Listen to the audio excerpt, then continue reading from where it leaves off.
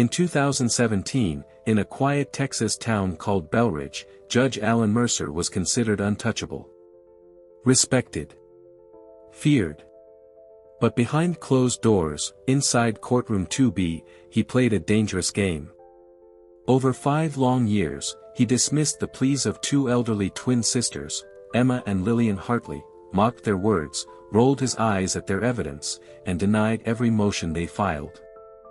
Neighbors whispered, but no one dared to question a judge. Until one day, the sisters walked into court with no lawyers, no notes, only a single, worn envelope. What happened next changed everything. Who were these women? And why did a man who never flinched suddenly go pale? This isn't fiction. This happened. And by the end, you'll question everything you thought you knew about justice in America. Hit like, subscribe, and let's go. Before the courthouse battles, before the headlines and the whispers, Emma and Lillian Hartley were simply the Hartley sisters of Belridge. 2 retired schoolteachers in their 70s, living together in a modest white farmhouse just outside town. Every morning at 6:45, Lillian brewed coffee while Emma fed the barn cats. Sundays were for baking pies and gossiping with neighbors after church. Their life was quiet. Predictable. Safe. They were the kind of women who remembered birthdays, paid taxes early, and still mailed handwritten thank you notes. To most, they were relics of a gentler time, easy to overlook, easy to underestimate. But beneath their soft voices and floral cardigans, something sharp was tucked away. Something watching. Waiting. Because tucked in the back drawer of Emma's writing desk was a deed.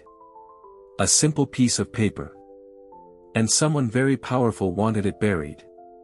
Forever. It started with a letter. No return address, just a crisp white envelope slipped into their mailbox on a Thursday morning in April 2018. Inside was a typed notice, a court summons, stamped and sealed, demanding their appearance in Mercer County Court. The reason? A dispute over the ownership of their land. But the sisters hadn't sold anything, hadn't leased a thing. The deed had been in their family since 1946. Emma's hands trembled as she read it aloud. Lillian sat silently, eyes fixed on the horizon beyond their porch. Something didn't make sense. There had been no warning. No offer. No complaint. Just this. An accusation out of nowhere. That evening, a black SUV idled at the end of their gravel driveway for nearly 20 minutes before pulling away. No one stepped out. No one knocked. But from that day on, the quiet of Belridge began to feel hollow. Off-key. And the sisters knew, deep down, this was only the beginning. In the weeks that followed, the strangeness deepened. Every Thursday, without fail, another envelope arrived, each colder, more aggressive. Legal threats, unfamiliar names, maps marked in red ink. The language grew sharper, eviction proceedings. Unauthorized occupancy. Court-ordered seizure. Emma began locking the doors during the day, something she hadn't done in decades. Lillian stopped baking. She watched the road now, like a hawk. And then came the surveyors, 2 men in crisp polos and mirrored sunglasses, stepping across their fields without a word. When questioned, they muttered something about county business and drove off before the sisters could call anyone. But the worst came one rainy morning, when they found their mailbox ripped from the ground and tossed into the ditch.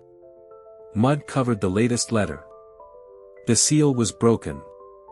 Someone had opened it first. That night, neither sister slept. They didn't speak of it, but both felt it, something unseen was circling. And it was getting closer. On a humid morning in June 2018, Lillian drove into town alone, something she hadn't done in years. Emma had found something strange the night before, tucked deep in their old family Bible, a second deed. Older. Handwritten. But what stunned them was the signature, Charles T. Mercer, dated 1946. The same surname as the judge, now threatening to erase them. Lillian took it straight to the county archives, where a tired clerk with kind eyes leaned in and whispered, "You didn't hear it from me, but that name used to mean something here." Until it didn't.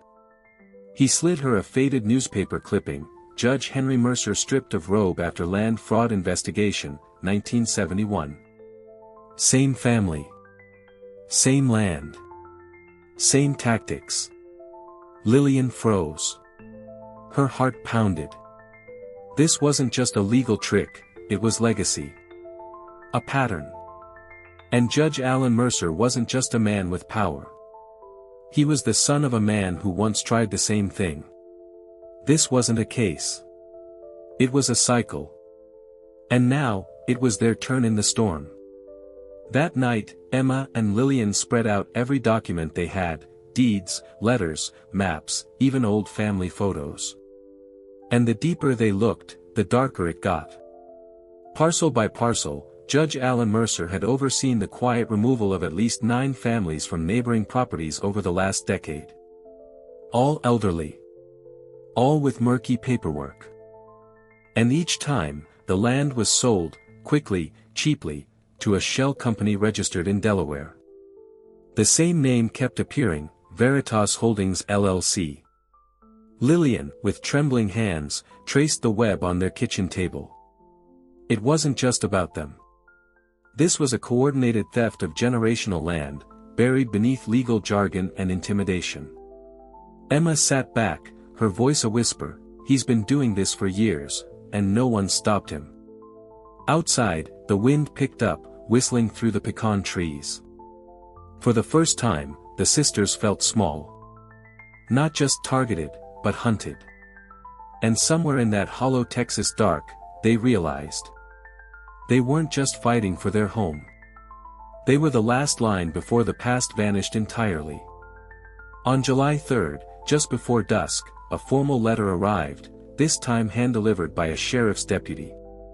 It was the final notice. The sisters were to vacate their property within 14 days or face forced removal. Emma didn't cry. Lillian didn't speak. Instead, they sat in silence as fireworks from early Independence Day celebrations crackled in the distance, a cruel echo of freedom, now turned hollow. That night, they made a choice. No more fear. No more hiding.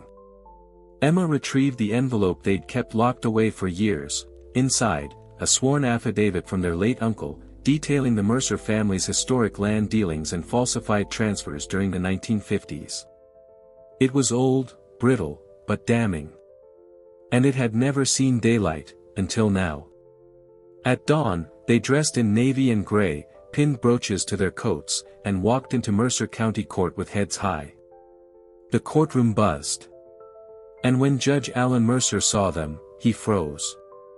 Not in fear of what they carried, but who was watching.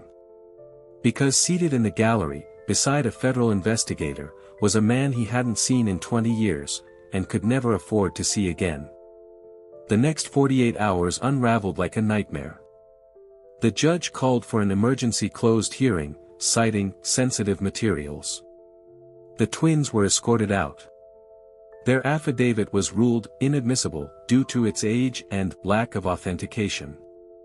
That night, vandals shattered every window of their farmhouse. The barn was set on fire. By morning, only ashes remained where their family had once gathered every Christmas since 1952. Emma collapsed from exhaustion. Lillian stood guard on the porch, a shotgun across her lap, shaking but silent. Everything they'd built, threatened. Every proof they had, silenced. The legal system had turned its back. And still, Judge Mercer sat in court with that same cold smirk, as if justice were something he owned. But just as the last spark of hope dimmed, a call came. From Washington. The man in the gallery, the one Mercer hadn't seen in 2 decades, had filed a formal complaint. He was a retired federal prosecutor. And he had his own copies. Originals. Backed by dates, names, and signatures that would be impossible to ignore. For the first time, the tide was shifting. But would it be fast enough? On July 17, under a heavy gray sky, the courtroom was packed, reporters, townspeople, even those once too afraid to speak. The federal prosecutor, now in his 70s but sharp as ever, presented a sealed file to the court. It contained over a dozen original documents tying Veritas Holdings directly to Judge Mercer's private trust, along with years of land transfers that reeked of manipulation and fraud. The room fell silent. For the first time, Mercer looked human. Sweating. Cornered. The sisters stood side by side, steady and silent, as the judge was ordered to recuse himself immediately. A federal inquiry was launched. Their land, and the land of every family wronged, was placed under protection pending full investigation. It wasn't just a win. It was a reckoning. Lillian clutched Emma's hand as the gavel struck, her voice barely a whisper, "It's over." But it wasn't just over. It was beginning. Because now the town knew the truth. And the system that once protected the powerful, was finally listening. 1 year later, the Hartley farmhouse stands rebuilt, new windows, new roof, same white paint. But something deeper has changed. Emma tends the garden again, though her steps are slower. Lillian now speaks at town meetings, her once quiet voice now firm with purpose. Across Belridge, neighbors look each other in the eye a little longer, ask more questions, read the fine print. Judge Alan Mercer faces federal charges and a wall of silence from the system he once controlled. But this story was never just about him. It was about power, memory, and what happens when the underestimated rise. The sisters didn't seek revenge. They sought truth, and in doing so, gave others the courage to stand. But here's what you need to ask yourself. If two retired schoolteachers can take on a corrupted judge and win, what would you do, if justice knocked on your door? Hit like, subscribe, and share this story, because somewhere, someone's watching. And they might be next. Drop your thoughts below, we dare you.